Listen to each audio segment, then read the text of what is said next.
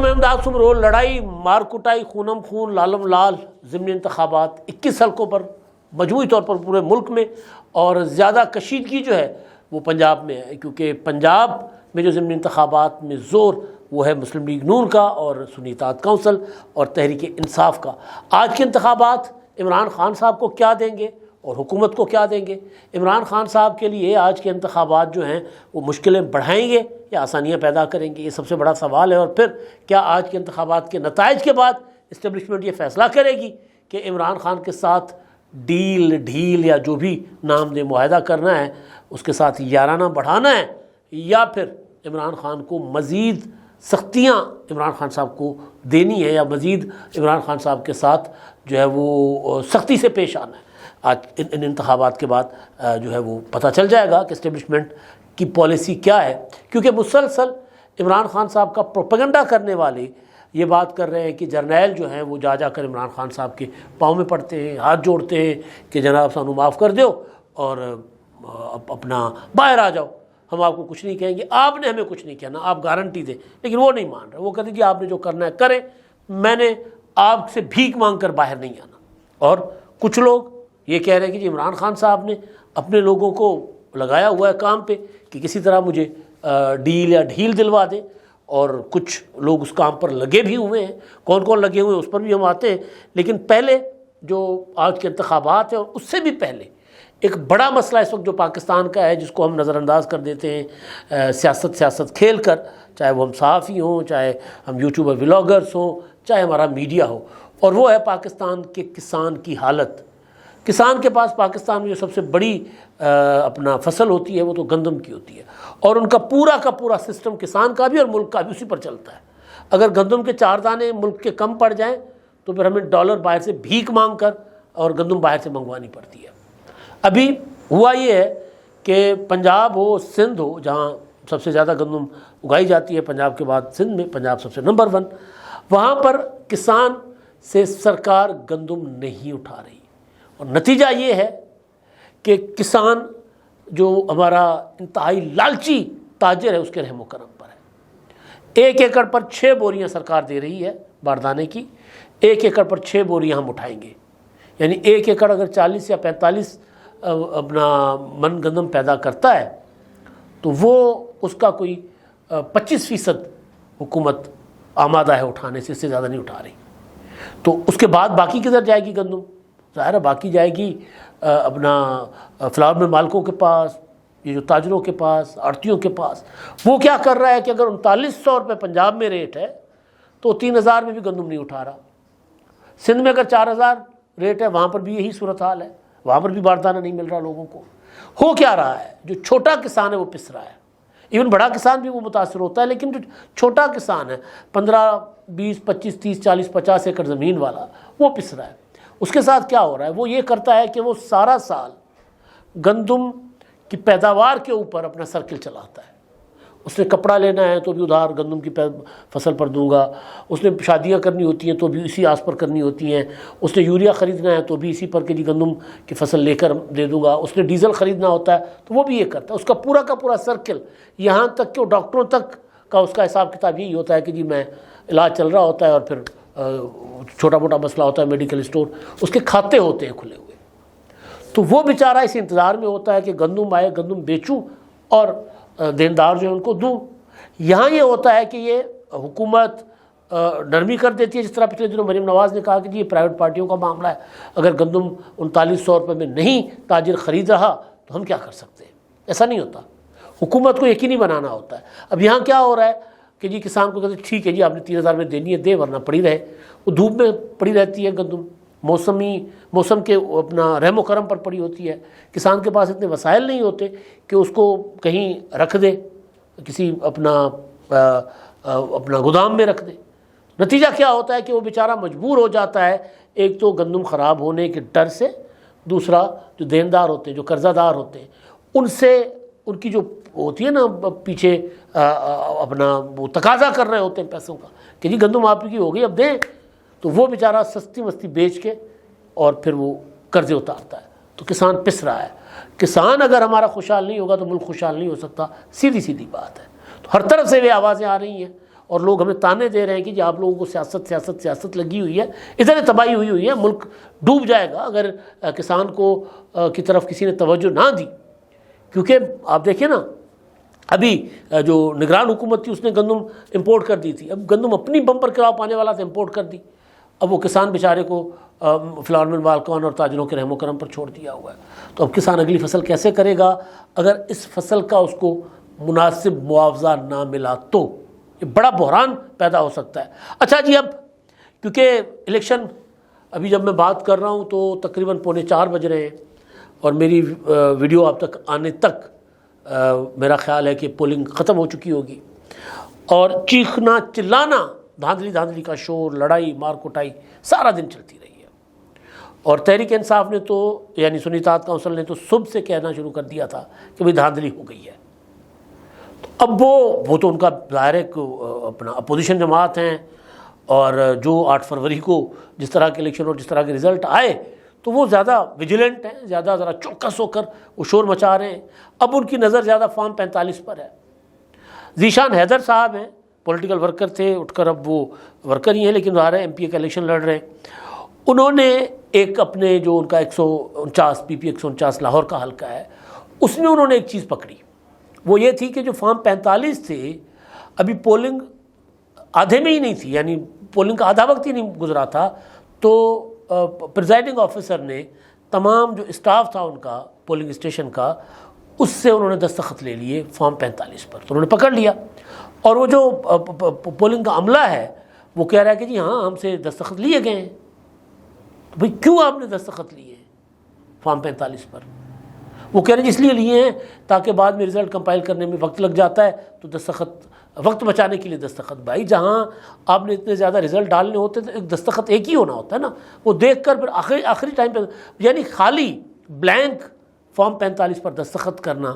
بذات خود اس الزام کو تقویت دینا ہے کہ کوئی نہ کوئی 2 نمبری ہو رہی ہے. تو یہ جو طریقہ ہے نا ہماری انتظامیہ کا. کچھ مونس الہی صاحب نے کچھ ویڈیوز ٹویٹ کی ہوئی باہر بیٹھے ہوئے ان کے حلقے میں کہ جی یہ 2 نمبری ہو رہی ہے، اور پوری کی پوری تھدیاں جو ہیں وہ ڈال دی گئی ہیں. ایک گجرات کے حلقے کی اسی طرح کی ویڈیوز کہ یہ سارا کچھ ہو رہا ہے. تو اب اچھا دوسری طرف مسلم لیگ نون مریم نواز صاحبہ کہہ رہی ہیں کہ جی ہم ضمنی انتخابات میں بھاری اکثریت سے جیت رہے ہیں. اب کیونکہ فوکس سارا میڈیا کا زیادہ تر پنجاب میں ہے، کیونکہ سندھ میں قومی اسمبلی کے 2 حلقے تھے، ایک پر آصفہ بھٹو بلا مقابلہ منتخب ہوگی نواب شاہ سے، ایک پر جو بلاول بھٹو کا کمبر شہزاد کوٹ کا حلقہ ہے وہاں پر خورشید جونیجو صاحب الیکشن لڑ رہے ہیں، اور وہاں پر ان کے مد مقابل کوئی TLP کے ہیں، تو وہاں پر بھی کوئی اتنا بڑا مقابلہ نہیں ہے. اور ایک صوبائی اسمبلی کی سیٹ ہے سندھ پر. اسی طرح بلوچستان کی چند سیٹیں ہیں اور KPK میں، لیکن جو زیادہ نشستیں ہیں قومی اسمبلی کی اور پنجاب اسمبلی کی، وہ 12 سیٹیں ہیں پنجاب سے قومی صوبائی اسمبلی کی. اور پھر یہ 12 سیٹیں حکومت کو گرانے یا حکومت کو زیادہ مضبوط کرنے میں کام نہیں آئیں گی، لیکن جہاں ان سیٹوں کے پر زور لگایا جا رہا ہے اور خاص طور پر پنجاب میں، اس کی ریزن کوئی اور ہے. ابھی نارووال میں جو خبر آئی وہ یہ کہ جی وہاں پر لڑائی ہوئی، اور اپنا PP 54 میں اور گاؤں ناجو میں مسلم لیگ نون اور تحریک انصاف کے کارکنوں میں ہوا جھگڑا. وہاں مسلم لیگ نون کے 60 سالہ کارکن جو ہیں محمد یوسف، وہ شدید زخمی ہوئے اور ہسپتال میں جا کر زندگی کی بازی ہار گئے. احسن اقبال کہتے ہیں کہ جی تحریک انصاف والوں نے بدمعاشی کی ہے. پنجاب کی وزیر اطلاعات جو ہیں عظمیٰ بخاری، انہوں نے کہا کہ جی ہم ان کو قاتلوں کو نہیں چھوڑیں گے، ہم خون کا حساب لیں گے، اور انہوں نے پولیس کو کہا کہ فوری گرفتار کریں جنہوں نے بھی لڑائی مار کٹائی کی ہے. یعنی ضمنی انتخابات اس نہج پر لاہور میں کئی جگہ پر لڑائیاں ہوئی ہیں، یوں لگ رہا تھا کہ جیسے کوئی مطلب 2 فوجیں آمنے سامنے ہوں اس طرح کا. تو یہ ماحول کیوں بنایا جا رہا ہے، اس کے پیچھے کیا ہے وہ میں آپ کو بتانے جا رہا ہوں. اس کے پیچھے بنیادی طور پر یہ ہے کہ عمران خان صاحب جو ہیں وہ انہوں نے یہ ثابت کرنا ہے کہ میری عوامی مقبولیت بڑھی ہے، کہ حکومت عموماً ضمنی انتخابات حکومت کے ہوتے ہیں، سوائے عمران خان صاحب کے دور میں جب PDM بنا تھا، اور اس سے پہلے بھی جتنے انتخابات ہوئے تھے عمران خان کے وزیر اعظم بننے کے بعد اور تحریک عدم اعتماد آنے سے پہلے تک جتنے ضمنی انتخابات ہوئے تھے ان میں سے صرف ایک کرم کا ضمنی انتخاب عمران خان نے جیتا تھا. ڈسکا ہو، پشین ہو، تھرپارکر، سانگھڑ، عمر کوٹ، اپنا ٹھٹا بدین میں الیکشن ہوئے تھے، کراچی میں الیکشن ہوئے تھے، سارے کے سارے الیکشن عمران خان صاحب نے ہرائے تھے. ہار گئے تھے، وہ پی ٹی آئی کو شکست ہوئی تھی، انہیں ہرایا گیا تھا۔ پی ڈی ایم اپنا تحریک عدم اعتماد کے بعد عمران خان صاحب نے ایک اپنا ماحول بنایا اور حکومت ان کی گئی، اور ظاہر مہنگائی کا بوم تھا، اور خان صاحب کو آرٹ آتا تھا لوگوں کو اپنے ساتھ جوڑنے کا، تو انہوں نے جوڑ کر پھر تحریک عدم اعتماد کے بعد جو 2 ضمنی انتخابات ہوئے، 20 انتخابات تھے پنجاب اسمبلی کے حلقوں کے جن کو ڈی سیٹ کر دیا گیا تھا پی ٹی آئی کو کے خلاف ووٹ کرنے کے اس میں، اور دوسرا جو قومی اسمبلی کے کچھ حلقوں کے الیکشنز تھے جس میں تمام حلقوں میں عمران خان صاحب، میرا خیال ہے 8 حلقے تھے، 8 حلقوں میں عمران خان صاحب کھڑے ہوئے تھے، جس میں کراچی والا جو بلیر کا حلقہ تھا وہاں سے عمران خان کو شکست دی تھی عبدالحکیم بلوچ نے، اور باقی ہر جگہ سے عمران خان، اور خاص طور پر پنجاب سے عمران خان جیت گئے تھے۔ تو وہ ایک ماحول عمران خان صاحب نے بنایا تھا۔ تو اس سے پہلے، اس کے علاوہ ضمنی انتخابات جو ہوتے ہیں وہ سمجھا جاتا ہے کہ وہ حکومت کے انتخابات ہوتے ہیں، مشینری حکومت کی، سارا کچھ، اور نظر آ رہا ہوتا ہے کہ یار جو اپوزیشن والے الیکشن لڑ رہے ہیں ان کے پاس کیا مطلب حکومت والے کو بھی ووٹ دے کر اپنے حلقے کا ذرا بھلا کر لیں، لوگ اس اپروچ کے ساتھ بھی، اور خاص طور پر پنجاب میں اپروچ زیادہ اسٹرانگ ہوتی ہے۔ تو اگر تو یہ حلقے جو جس طرح، کیونکہ زیادہ تر مسلم لیگ نون کے خالی کردہ حلقے یا ان کے اتحادیوں کے، تو اگر یہاں سے مسلم لیگ نون سارے حلقے نکال لیتی ہے تو پھر عمران خان کی خیر نہیں ہے۔ پھر عمران خان کا وہ جو تھا نا کہ جی میری پاپولرٹی ہے اور میں بہت اوپر جا رہا ہوں اور یہ ہو رہا ہے وہ ہو رہا ہے، اس سے غبارے سے ہوا نکل جائے گی۔ اور اگر عمران خان ان حلقوں میں سے کچھ حلقے بھی جیت جاتے ہیں پی ٹی آئی، تو پھر عمران خان صاحب کا حوصلہ بڑھ جائے گا، اور پھر یہ ممکن ہے کہ جو لوگ ابھی تک عمران خان سے بات کرنے کو تیار نہیں ہیں، میں اسٹیبلشمنٹ کی بات کر رہا ہوں، وہ اس بات پر سوچنے پر مجبور ہو جائیں کہ یار اب شاید بات کر کے دیکھ لیں، کیونکہ ان کی مقبولیت تو بڑھتی جا رہی ہے، جس کا امکان کم ہے۔ لیکن اس طرح سوچا جا رہا ہے کہ اگر عمران خان صاحب ان میں سے میجورٹی حلقے جیت جاتے ہیں، خاص طور پر پنجاب کے، کیونکہ کے پی کے حلقے ہیں، وہاں پر تو کوئی پی ٹی آئی کا زیادہ اس طرح کو مقابلہ ہی نہیں ہے، یا بلوچستان وہ اتنا میٹر نہیں کرتا، ایک حلقہ ہے وہاں پہ۔ تو اگر عمران خان صاحب حلقے جیت جاتے ہیں تو پھر کیا فوج مجبور ہو جائے گی ضمنی انتخابات کی جیت کے نتیجے میں کہ جب عمران خان صاحب کو جا کر ترلا منت کریں اور ان کے ساتھ کوئی ڈیل شیل کر لیں، یا اگر عمران خان سارے حلقے ہار جاتے ہیں تو پھر فوج کا حوصلہ بڑھ جائے گا، اسٹیبلشمنٹ کا حوصلہ بڑھ جائے گا کہ نہیں، اس کے ساتھ کسی قسم کی کوئی ڈیل نہیں کرنی، نہیں بات کرنی ہے اپنے سے۔ اب ہو یہ رہا ہے کہ 2 طرح کی خبریں آپ کے سامنے آ رہی ہیں۔ ایک یہ ہے کہ جی عمران خان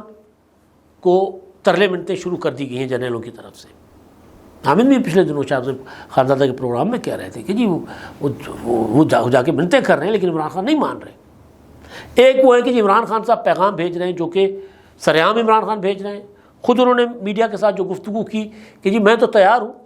آخری جو گفتگو ان کی تھی کہ جی میں تو مذاکرات کے لیے تیار ہوں، 9 مئی سے اور 9 مہینے سے مجھ سے تو کسی نے کوئی رابطہ نہیں کیا، میں چاہتا ہوں کہ میرے ساتھ رابطہ کرے،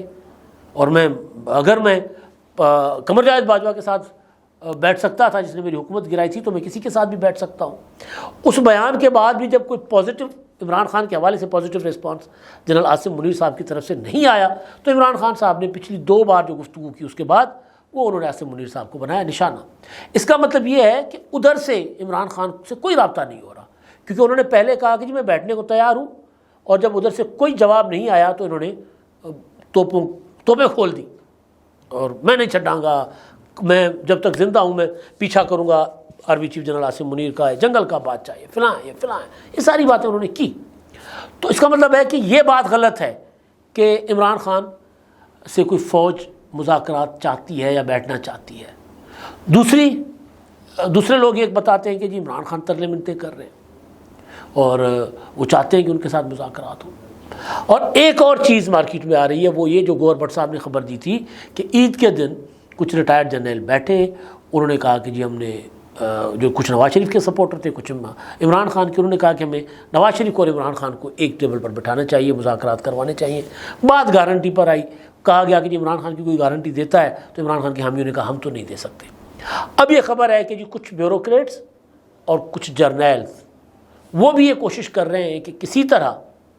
کسی طرح عمران خان اور ملٹری اسٹیبلشمنٹ کے درمیان معاملات ٹھیک کروائے جائیں، لیکن بہرحال اب وہ ٹھیک ہوتے ہیں نہیں ہوتے، ابھی تک تو کہیں سے، یعنی ابھی تک مکمل ڈیڈ لاک ہے، اور ادھر سے کم از کم ملٹری اسٹیبلشمنٹ کی کوئی خواہش نہیں ہے عمران خان کے ساتھ مذاکرات کرنے کی، ان کے ساتھ بیٹھنے کی۔ سیاسی قوتوں کی ضرور ہے، کیونکہ سیاسی قوتوں کو اندازہ ہے کہ اگر ہم بیٹھیں گے، حالات نارملائز کریں گے تو ملک آگے بڑھے گا۔ آصف زرداری صاحب نے خطاب میں کہا کہ سب کو ہمیں مل کر چلنا چاہیے، لیکن اس کے باوجود وہ عمران خان کے معاملے میں وہ بھی تذبذب کا شکار ہے۔ تو بہرحال ابھی تک کچھ نہیں ہو رہا،